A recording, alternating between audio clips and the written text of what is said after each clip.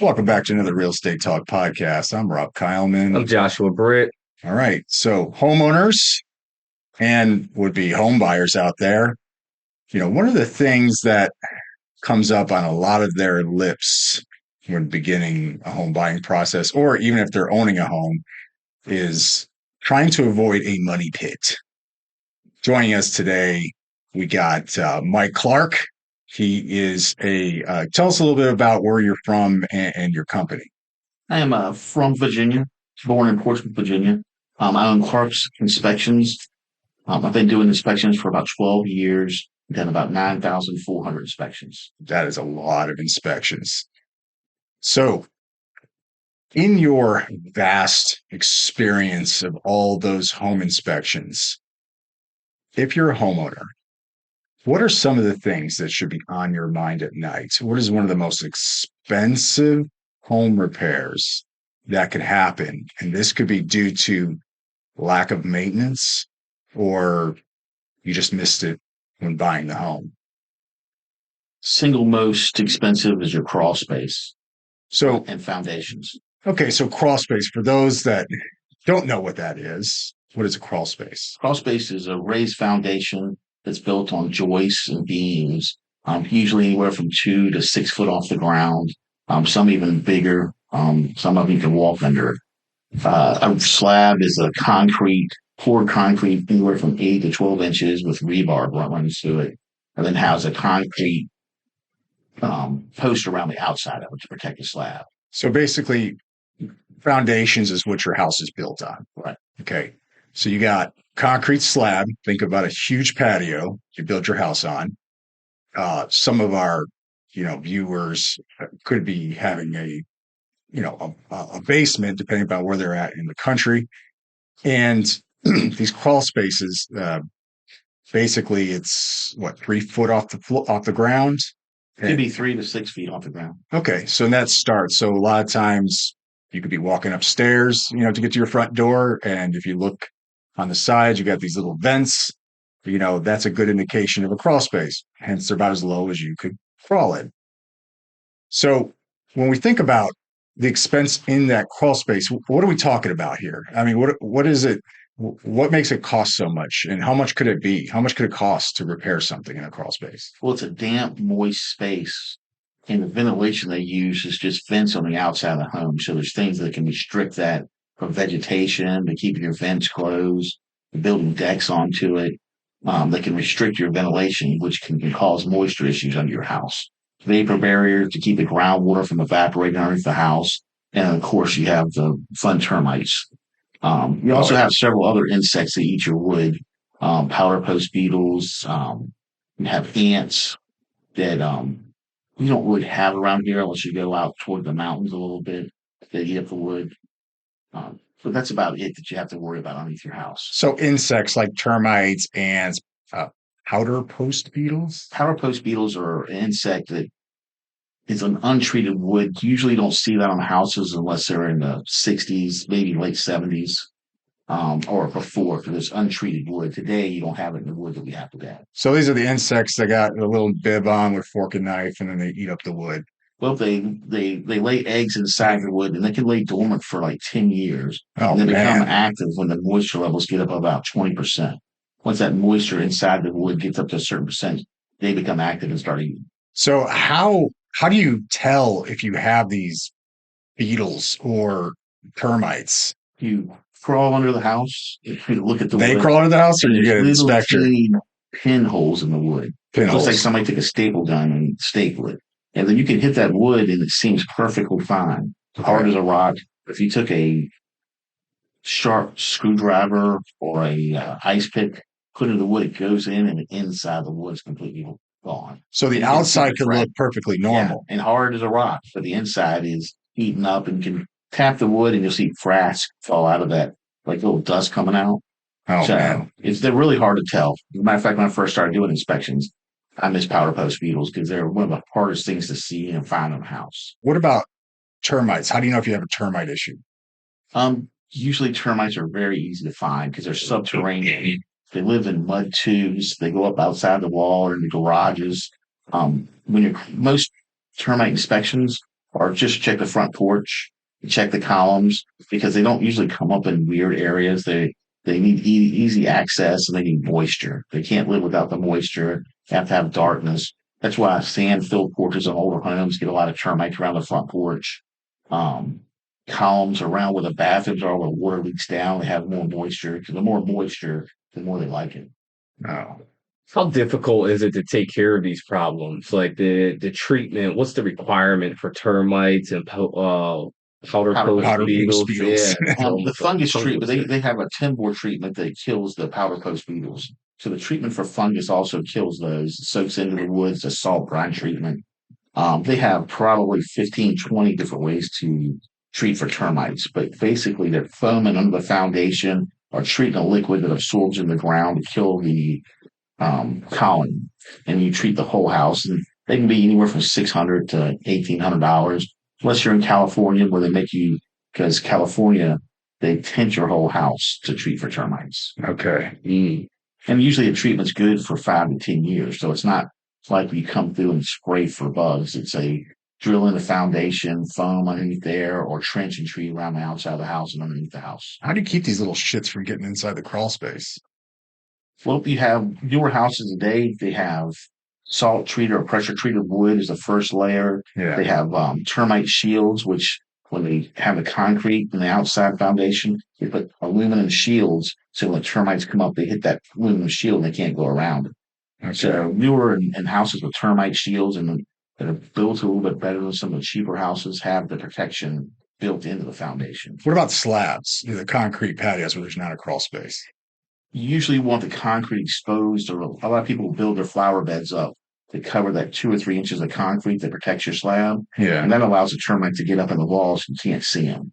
So usually when you find termites on the slab, they've already damaged inside the wall. And it's much harder to find them on a slab than it is on a crawl space. Because crawl space, I can just see the mud tubes. On a Right. slab, they're either coming up between the block or a crack in the foundation. So you're looking for signs of termites inside the house. So what- on the baseboards, Baseboards. pinholes in the drywall that have mud on it when you wipe off. But mostly you see it behind refrigerators you pull out because it has moisture or leaks around the sink. Yeah. And they eat that baseboard first, that soft, they can eat the pulp out of the wood.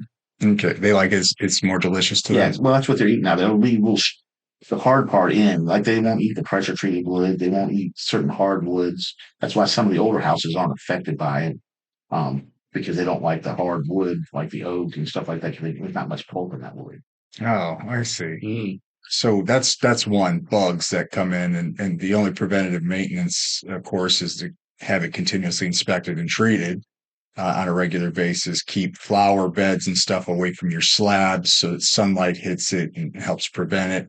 Now, how much could a really fucked up crawl space cost? Like it is completely destroyed by termites and all this type of stuff. I've had $1 million home that cost about $130,000 to fix. It was a horseshoe shaped house. The guy lived in it since '67, and almost every joist on the house was eaten up with termites. $130,000. Wow. How big Yeah. of a house was that? It's a big house. It was over by the hospital in Norfolk, off of Granby Street. It's like a horseshoe shaped yeah. house. Gorgeous. They spent a lot of money inside fixing it up. Had a pool in the middle of the house and went under the house, and it was almost a tear down. It was that bad. Oh my God.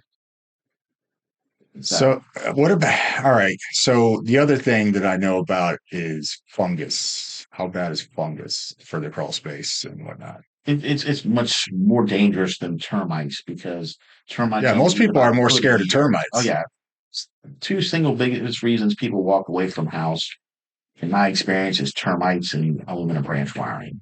Okay. Termites, you just say termites, people have, it's almost like a monster. They think it's horrible.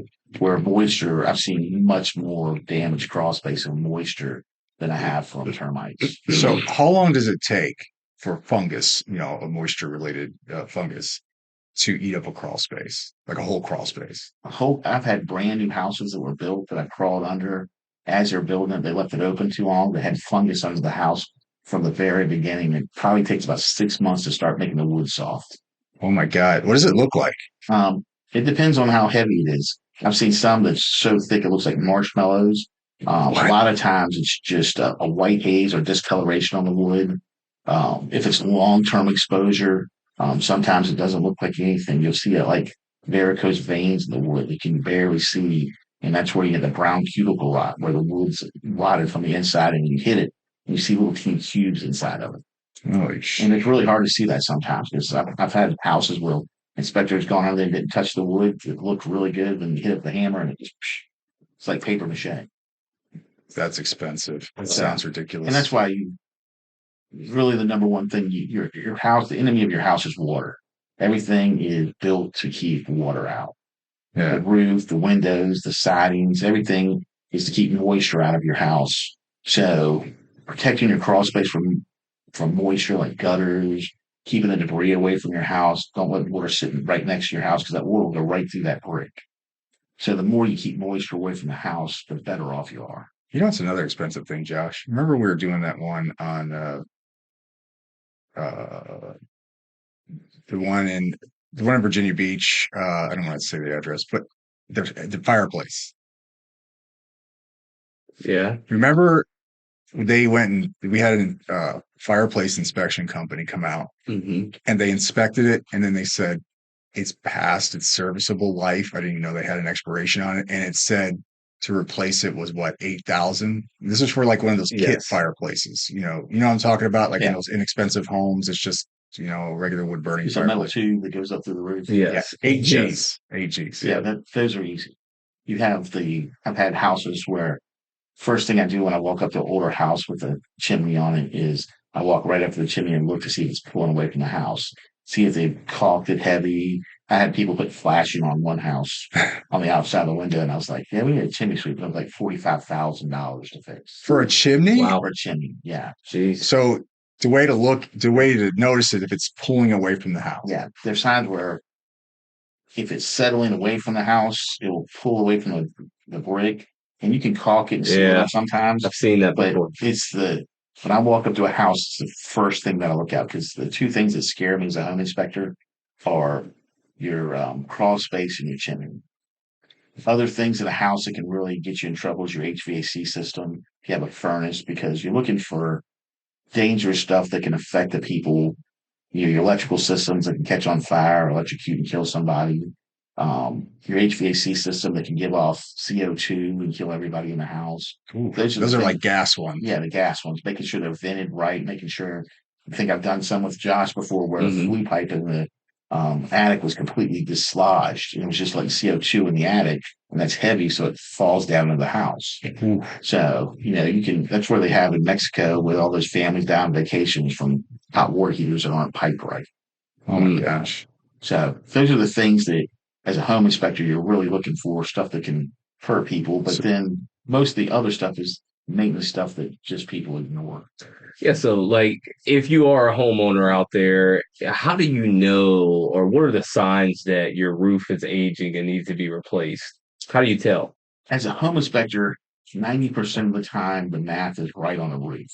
Every 20 to 30 years, you have to replace it. So 8 to 10 years, you look at your plumbing boots and all your flashing need to be retard, checked out. Most of the damage in this area is from hurricanes and hail. Hail can put little holes in it. But besides that, the roof is pretty straightforward of this is what's going on. And if it's put on right and it's installed correctly, you shouldn't have too much problems with it except for the maintenance on it. The problem is the roofs are always neglected because nobody does anything to them until they start to leak. That's out of sight, out of mind. Yeah. I just did a brand new house over in Deep Creek that I was going through one of their knee walls and found a leak.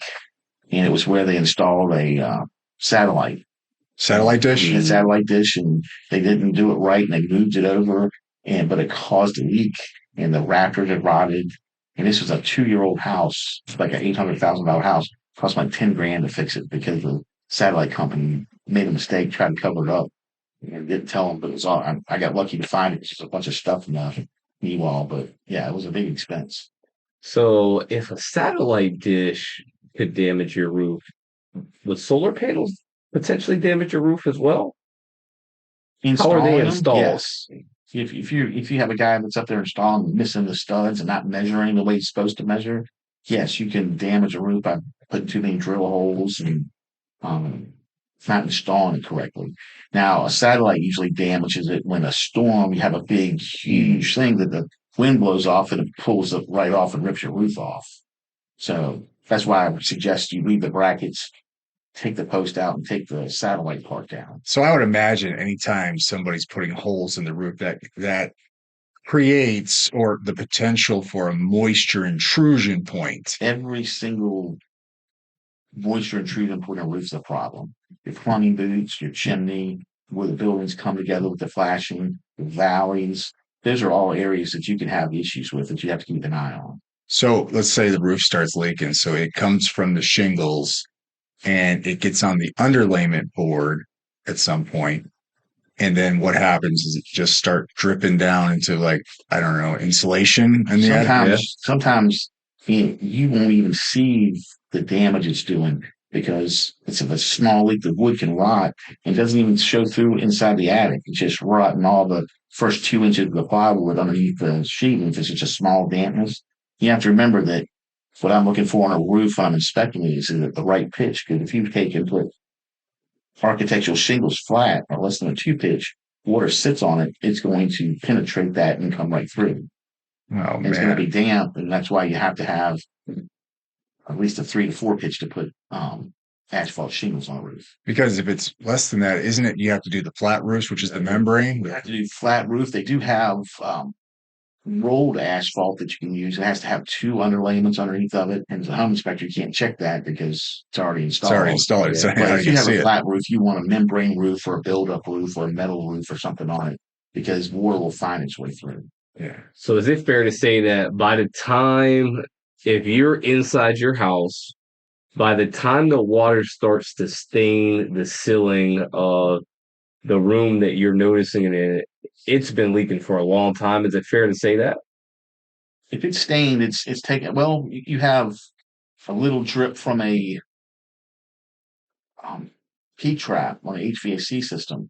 Once it gets through the wood, once it gets through the insulation, heats the drywall. So it can be a couple of weeks of dripping before it starts to show up. Okay. Yep, that's what I thought. And the hard part with stains is I had one house that had a stain, and the only way that it was leaking is if 2 people were in the bathtub.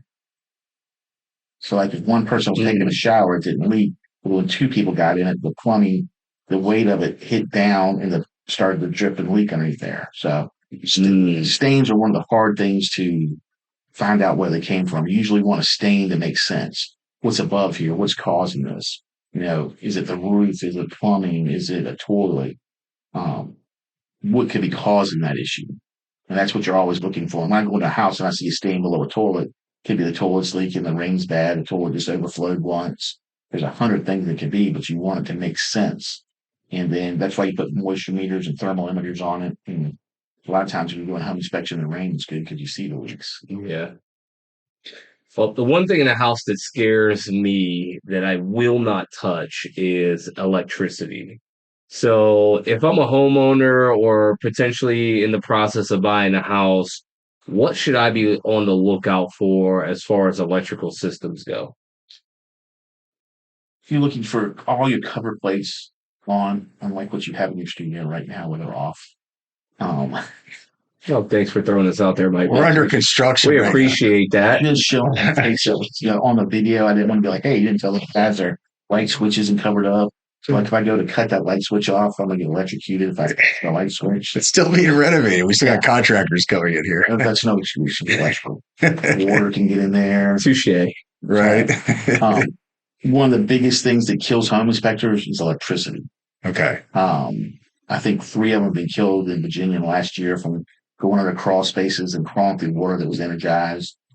Just 2 weeks ago in Surrey, I got knocked off a refrigerator almost over when I grabbed the electrical panel that was charged. Ooh. And when I walk at the electrical panel, I use the back of my hand to touch it first. Yeah. And it still knocked me back because we had to move the refrigerator over. Somebody had taken the wrong type of screw and screwed into the main power thing.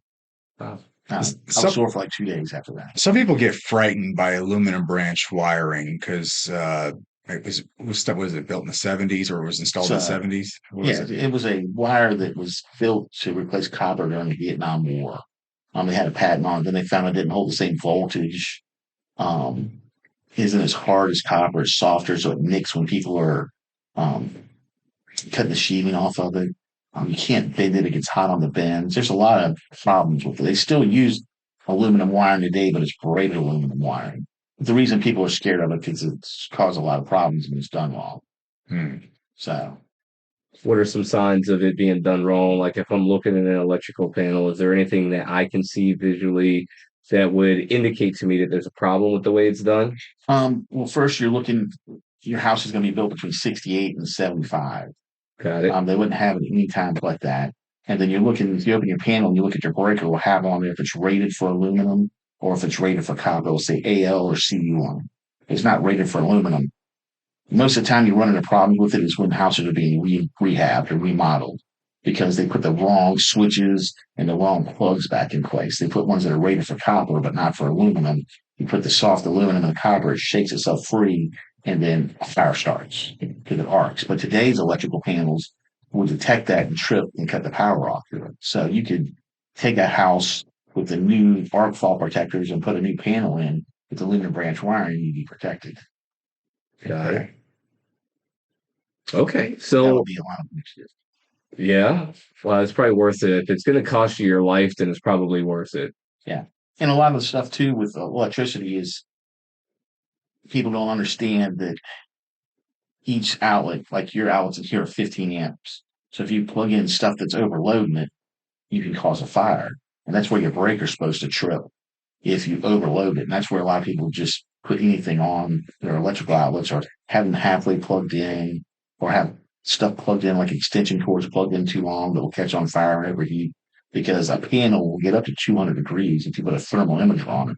When that HVAC system's running, those breakers are hot. That's why they're sealed in metal and all the holes have to be filled in with bushings. So if it starts to spark in there, it doesn't catch the wood on fire. I don't think anybody ever really thought about that. No, never heard that one. Yeah, if you take next time you do a home inspection and put a thermal imager on those panels, you'll see where you can, if I brought a thermal imager here, everything that's plugged in is producing heat. Your lights, those little things that you plug in for smell get hot. They're plugged in the wall. You'll see them heat up. Full bleed plugins. Yeah. Those catch on fire all the time too. Oh man. Well, just think about HVAC. You're talking about, your breakers glowing red under a thermal imager.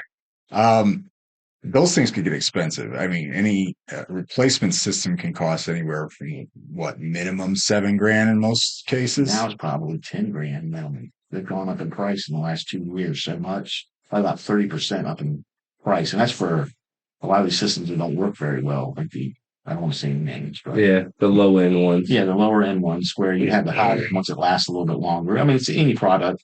If the minimum SEER is 14 SEER, you can buy an 18 SEER, which is a much more efficient system that's going to last longer because it doesn't work as hard to heat and cool your house. But they're very expensive to replace, and they're a lot of maintenance on them. You have to take care of them.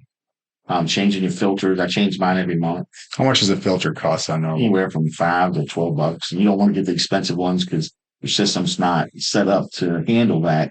It can strangle your system and overwork your system. It's like breathing, right? If you got too many of those little fine holes, it gets clogged with dirt and then makes the system work harder. Is that kind of the logic behind it? Right. Well, you have coils that the air blows across. So say somebody that's flipping a house had contractors in there painting or doing drywall work.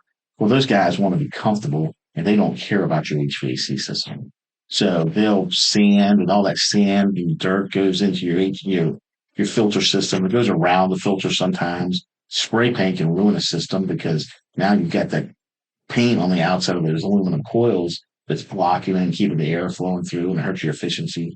So like if I'm doing any type of work or having somebody work on my house, I seal my intakes completely off and shut my system down because I don't want them tearing it up. Or even when they're pulling up carpet, the amount of dust that you have when you're doing floors is a lot on your system. And I have my system cleaned every spring because they produce water when they're cooling your house. And so that moisture can overflow a pan, can damage your foundation, can cause Oh my God. problems besides just being expensive to replace. Now, we learned that the hard way on one. So we had a filter got clogged up from the drywall work and all that stuff, and it burned out the fan motor. What was it, 2000 to have that replaced? Just the Yeah. fan motor. I've seen houses where we did an inspection and calls for the system to be cleaned and serviced, and did a re-inspection, came back, and all the ceilings around the thing fallen down because the pans had overflowed. And That happened to you Yeah. with a certain Happened. HVAC person we were using. yeah, it's not a fun. And that's some of the things that you're doing that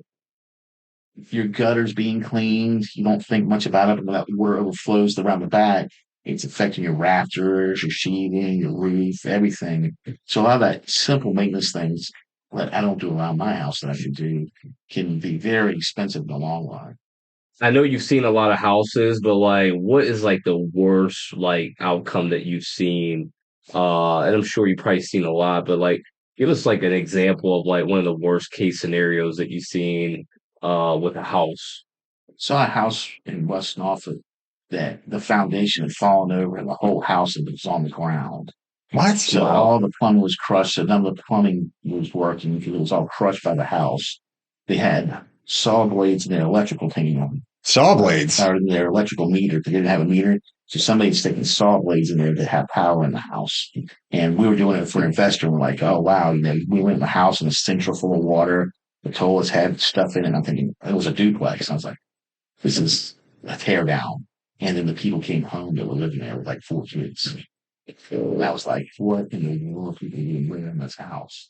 They probably didn't know I don't know. It was bad. what was going on. It sounds like it was bad if the house was off the The sinks were foundation. black with mold and full of Ugh. water. They'd been pooping in the tub.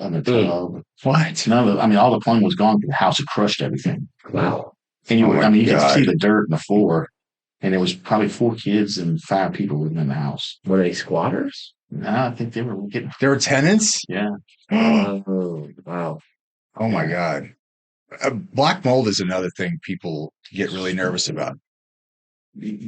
Well, no, I say because black mold, but black mold, they'll see a little bit of something on the ceiling that's dark and material, it's called mold. not black mold. Black No, it's mold is black. usually underneath the house coming from some type of substance besides just moisture. I make a lot of money off people just not cleaning their house and thinking they have black mold. So usually it's, animals or dead stuff under the house or some type of chemical underneath the house. It's mixed with something else. But very seldom it looks black, but it's green if you look at it close. Most of it's what they call incident mold. Oh, we've got a leak. Now we have mold. Of course you have. They get rid of the leak. The mold's going to go away. It's when you have, my next door neighbor had his house leak when he was out on, deployed. Oh, he was in the And it leaked military. for 4 months inside the house, and everything was molded because it was summertime. We would have done that during the wintertime. They could have ripped the drywall off, replaced it, and wouldn't have any issues. But because it was summertime, it looked like a jungle inside of his house. The amount of mold again. Wow. So they had to come in and freeze dry all the wood to be able to salvage it. They used dry ice or something. It took them almost a year to fix the house. Oh. Oh man, we almost bought something like that. Remember that townhouse? Yeah. Oh man, I'm glad we didn't do that. Yeah. So I got one for you. Lead-based paint. How serious is it? If you eat it, it's very serious. If you sand it, it's very serious. If the fix for it's basically painting over it, not using paint chips. But if you have kids eating paint chips, you're gonna get sick because you can't eat lead. And most houses don't have it after 78, 74, 75. They used to just do garages and closets and utility rooms with it. So you don't have a lot of bedrooms. If you've got drywall, you probably don't have lead-based paint. It's gonna be like plaster walls. Things like that to have that lead-based paint in. So And it's a simple test. So typically it's an item on our contracts. Should home buyers shell out a little extra money in order to get that lead-based paint test done if their house was built before 1978? It depends. I tell people all the time before I charge them for something, I want to see the house because I can't tell you that you need a test until I get in the house. I get in the house, it's all original walls. Then, yeah, probably the house was built in 1920 and you have plaster walls. Probably want to get it checked out before you have a little baby when built in there. If it's a 1960 house that was renovated and it's all drywall, all that stuff's probably gone. Okay, but you said the fix for it is just to paint over it, right? You never don't eat the paint chips. Yeah. So is it really worth it? What is it? What is the cost? Like, what's the typical cost for a lead-based paint inspection? If you're just doing it by itself, it's about 175 to $200. If you're doing it at time of inspection, I can only charge like $75 to do it. Oh, I've heard other prices. Oh, really? Yeah. Much higher? Yeah, much higher, like 300, 400. I'm like, look, the fix is to paint over it. Like, why spend 300, 400 if we're just going to I paint mean, over I it? have people that beg me to do radon tests around here. It's like, if you don't have radon around here. What's radon? Radon is the decay of uranium underneath the ground. So, like, Nuclear stuff? well, radioactive. Yeah. It's you can take and play with it on your hand, not get sick, but the dust will kill you. Ooh. So, Danville, Virginia's got the world's largest uranium deposit underneath of it. But it's illegal to mine there, so they can't mine it. So if you have a crawl space, a basement there, you need to have radon tests done. They have radon emittance things where they put a pipe in and a fan in to get the air out of there. If you're on a slab, you really don't have to worry about it as much. But around here, you can charge anywhere from $300 to $600 for a radon test. It takes 3 to 4 days. Um, but it's pretty much a waste of money. Oh. Because we're at sea level, we don't have radon under the ground. We don't have uranium under the ground around here. For other parts of the U.S., possibly. Richmond, going past Williamsburg a little bit towards the foothill areas, yeah, you probably need to get it checked out if you have a basement. Gotcha. Around here, the only way that you would probably even have any signs of it is if the slab that you had, gravel came in from Danville and they mixed it in the concrete. There could be remnants show up a little bit from that. But it's like, if you look at the chart where they have charts that the government puts out where radon comes out. Okay. And Richmond, Danville are real heavy with it, Roanoke.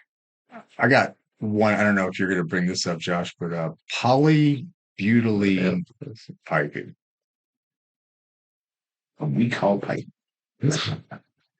They have fixed versions of it, but it is a very prevalent problem. I mean, it was recalled. It was $1 billion lawsuit. Even the fixed version, like I don't put on a report that's fixed. I just tell them that they have the copper compression fittings instead of the glue fittings. Why is it bad? It gets brittle, especially on the hot water side. It will split and crack down the side. The glue fittings originally failed in water. Water would cause them to decay and fall apart. And it ruined a lot of houses, leaks and things like that. All throughout the walls, throughout the house. Right. So, like if you're on a slab and you have a 1-story condo that has Quest piping, you get 3 inches to worry about. So it's not a big deal. If you get a 2-story or 3-story house with it, it might be a little bit more of a concern for leaks and problems. How much would that shit cost to replace? Usually about $10,000 to $15,000 for a plumber to do it, but plumbing is so much easier to do today with PEX because you just clip it, snap it, put anything on. You don't have to measure and be precise and solder inside the walls. Just a lot easier to install that PEX than it is to do copper piping. Gotcha. Okay, how about so in Virginia, we typically have houses that don't have gutters on them. For some reason, people don't feel that there's a need for gutters. What is your take on whether or not a house should have gutters? Any house that has a crawl space should have gutters. Now, if I go underneath the house and it's completely bone dry and it's built in the 60s and there's no repairs done and there's no fungus underneath the house and the grade's just so good that then moisture gets up underneath there, then you don't need gutters. If you have repaired work and done, then you should probably need gutters on the house because, like we talked about earlier, moisture is eating in your house. There's gutters, which will sit right next to your house, which attracts termites, which causes mold and fungus, which will also penetrate your siding and your brick. So it's just better to have water as far away from your house as possible. Got it. All right, and how about I got 2 more questions for you. Windows. Sometimes we show home buyers houses and they go in, they see a window and it's got a little bit of fog in it. Like, what's the severity of that? You lose about 1% insulation value off of it. It's called a lost seal. It's really gas is leaked out between the 2 panes. But they're not as efficient as people think they are. You're not losing a lot of insulation value off of it. Most homes I do, people don't fix it. Most appraisers don't say anything unless it's a lot of the windows. Sometimes when you see this fog windows, you look for cracks or breaks in the windows. A lot of times you'll find that BB hole in the corner where the gas is leaked out because of that. or there's a crack in the window. But usually windows last 10 to 15 years before they start to lose their seal. But a lot of companies now have lifetime warranties on the lost seals where they just come and replace the sash, just that people don't keep up with their warranties, just like all their appliances that they don't. All right, this is my last question for you, right? I'm a buyer, I'm a home buyer, and I'm interviewing home inspectors that I'm going to have inspect my home. Is there any qualifications or certifications that you would say like are an absolute must-have for somebody to inspect your home? Like, what if you were buying a home and you were getting inspected by somebody that wasn't you? What would you be looking for? Um, the same thing I would look for as a contractor. Make sure you're licensed in the state that you're doing work for. And then you go to Depot, you look up their name, and you can That's see, for Virginia. yeah, for Virginia. You can look up in other states too. But if I'm here in Virginia, I can just go to Depot and look up, hey, Michael Clark, he's been an inspector since here. He's done this many times. How many complaints he has, how many have been rectified. It tells you everything about that person. Same way as a contractor. They'll have, if you pull up a builder that's got 50 complaints on it, you need to go to a different builder. A lot of people are looking to save money and to do it cheaper so they don't worry about if they're licensed or not. They get people off of Craigslist. And that usually comes back to bite them in the butt. Oh, In Craigslist. Virginia, it used to be till 2017, you didn't have to be licensed in Virginia. So there was no way to know if your home inspector knew what they were doing. Wow. It's almost unbelievable. Yeah. And trust me, they still have a lot of people out there doing them without license. All right. Well, thanks, Mike. Thanks for coming on today and sharing some of your expertise with the audience and with us today. Everybody, our audience, thank you so much for watching today. Thank you for subscribing. If you like this video, please give us a like. Let us know how much you like it. If you have a comment, please leave the comments below. If you want to see another topic covered in a future podcast, we'll take it into consideration. We might feature that on the next podcast. Don't forget to subscribe and turn on that bell notification. We've had some complaints from people that weren't seeing the new podcast videos on. So, yeah, please go ahead and hit that bell notification. And if you're feeling extra generous, there's that little heart icon at the bottom of the video. It's the super thanks button. Drop a tip of the bucket. We really appreciate it. Everything goes back to the podcast to keep this train moving. Thanks for watching. See you soon.